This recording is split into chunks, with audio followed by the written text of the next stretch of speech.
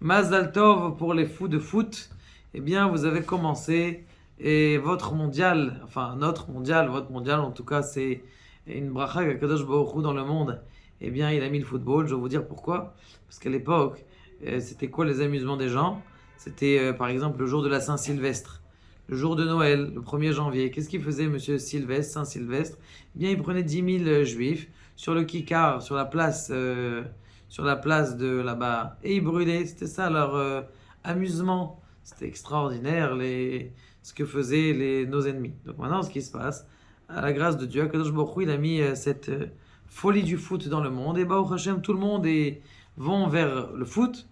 Et peut-être qu'il y a des remazim, c'est-à-dire des allusions dans le foot qui font que Béhémet, c'est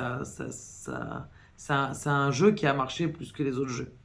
Eh bien, je vais vous dire tout simplement combien il y a de joueurs dans une équipe. Il y a 11 joueurs. Combien dans un minyan il y a 2 joueurs. Dans un minyan, il y a aussi 11 personnes. Il y a le minyan et il y a le hazan. C'est toujours là, le minyan et le hazan qui est là pour répondre. Et pour faire un office il faut un office convenable, il faut 11 personnes. C'est vrai que 10 personnes. Mais pour faire une hazara, il faut 11 personnes, ou sinon il faut faire sans hazara. Donc là, ça c'est une chose. La deuxième chose qu'il y a dans le football, eh bien, il y a 2 équipes.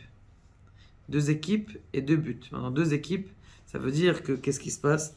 Dans la vie aussi, on te donne 2 choix. Il y a le choix des rouges, le choix des bleus, le choix du bien, le choix du mal. Maintenant, dans cette équipe, il y a un arbitre. Un arbitre. C'est qui cet arbitre? C'est ce juge suprême qui est là en train de te juger et te dire, Bezrat Hashem, à la fin, tu as marqué 10 buts, tu as marqué 1000 mitzvot, 200 000 mitzvot, 1 milliard de mitzvot. Celui qui met les tzitzit, il fait des milliards et des milliards de mitzvot. Et chaque mitzvah qui est faite, elle vaut en vérité énormément de choses. Donc ça veut dire que, eh bien, il y a ce inyan-là. Il y a une dernière chose, il y a le ballon. C'est quoi le ballon? C'est marqué Vaipach be'apav nishmat chaim. Akadosh Baruch Hu, il a insufflé à l'intérieur de l'homme, il a insufflé une vie. C'est-à-dire qu'il a insufflé quelque chose. Donc c'était un ballon qui est lourd de peau.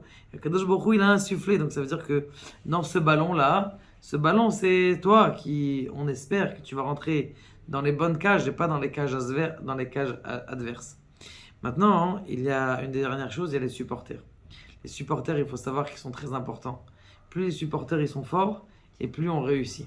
C'est bidou que ça.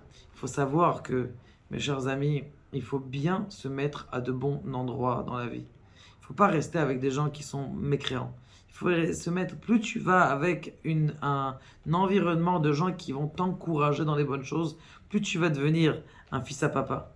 Par exemple, la majorité des gens riches, beaucoup des gens riches, c'est parce qu'ils avaient déjà des parents riches, ils avaient des entraîneurs pour te faire du business, pour faire des... Ça veut dire qu'ils avaient ce cocon-là qui est là et qui les aide à avancer dans la vie. Donc la même chose, n'oubliez pas, l'influence, elle est très très importante. De rester dans une influence de gens qui sont bien, vous allez devenir bien. De se mettre avec des gens qui sont mal ou qui font des choses qui ne sont pas très claires, sauvez-vous de là-bas. Les supporters. Baruch Adonai Leolam Amen.